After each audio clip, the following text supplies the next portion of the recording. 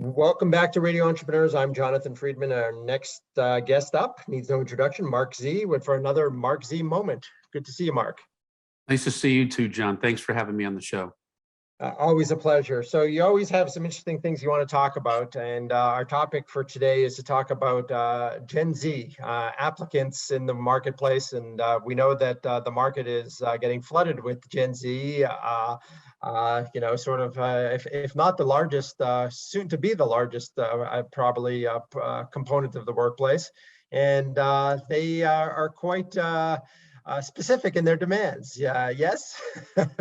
Correct. It's a different type of candidate these days, John. Just in every profession, just in terms of what we understood before, and just as a recruiter, in terms of what we continue to learn to really understand, so we can really make a successful match in terms of what candidate expectations are from the past and what clients and companies and firms expectations should be. So some of the things that we're learning about and understand is obviously a lot of them, what they went through and their families went through in terms of the 9/11, in terms of now when they were younger, and then now coming on with the pandemic. Commitments aren't what it used to be because of just in terms of what happened. A lot of the Gen Zers were the last to hired, first to be laid off. And so some of the key components that we're learning that are important for companies and firms to understand are what expectations are. Really, like when we try to find out from our candidates, or what are their expectations, what they're looking for in a job, just in terms of realistically, and what do they want right now in terms of where this stage of their career is. So what are some of those characteristics, or those I guess once upon a time we called them features or benefits, and perhaps perks of the job, because it sounds as though there's quite a list that is different from historically being the case. First of all, socialization is really important. A lot of the Gen Zers or people looking for positions are really looking at it in terms of the company's culture. Now, it gets to be a little bit of a challenge now in terms of a remote, but what a lot of companies are doing is they're trying to have the virtual experience be as in person as possible and try to create ways that there's a better connection with the candidate. Another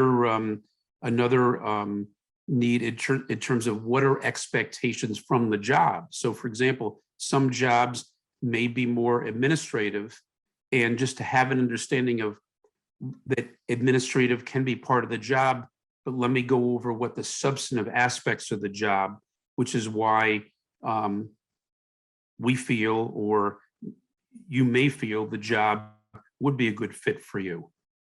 Another aspect is where they are at their stage, whereas a lot of people who are more senior in their career don't mind remote, whereas a lot of people who are more junior, they actually want in person. So for companies are bringing people back and saying, look, we'll do a hybrid role, at least we want you back. That's important to a lot of people because they really can connect with other people, and they have that as opposed to becoming disconnected. So for example, we have a client that we do legal work with, but they're in the property management business. And after having everybody be remote, they brought people back in hybrid roles, and they found the Gen Z really started getting more into their jobs, more into feeling valued, more into understanding what expectations are and being able to give more deliverables. So those are all things. The other thing is realistically, what's training about? Am I going to get training? A lot of companies, big and small, have shorter training programs, and it's often more challenging because some of these Gen Zers need more training or they need more mentorship throughout the process, because during the pandemic, a lot of them started remotely. So will that job give me more training? And will there be follow-up? And will I have a mentor and people to turn to? No, that's a key one, and I think one that I'm seeing a lot in the marketplace as well, is that desire for mentorship and knowledge, because it's not just the job to them; it's more about developing their capabilities and desires for the long term. So some of the historic, asks, if you will, seem to be more maybe what I would consider to be soft. It's not about money or vacation or things like that. It's more about, what am I going to learn? What is my responsibilities going to be? So I think really valuable lessons, Mark, in terms of understanding what the desire of this, up and coming big generation of individuals are. Great lesson there too, also for employers, not a one size fits all, right? So really understanding what is the demographic or the group that you're talking to, and what are the needs that they may have. So really some great insight as well with that. Are you finding that the willingness to sort of transcend industries is there, or to be able to, it seems as though we're talking about a generation that has a lot more flexibility to some degree, in terms of, you're not so rigid in terms of, I want to be in this industry and I want to be in this role. It seems as though it's like everything's an open book as far as learning, the willingness to sort of learn and adapt. How does that play out? Because I think, we're one of the things that I'm seeing is there's a lot of jobs available.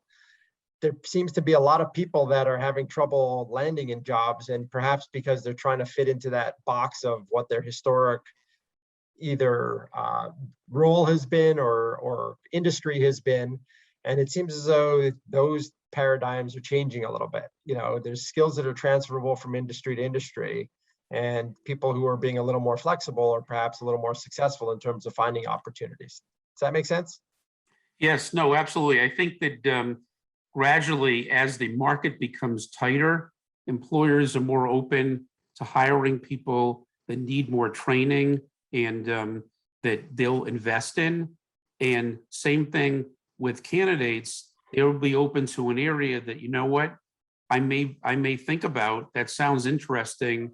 There's a lot of contemporaries in this space, so it may be an area for me, as opposed to many people saying, I just want to go to, I want to go into law, or I want to go into biopharma. They're definitely looking into more industry. What is the job description? What could I be doing? And where would that job be?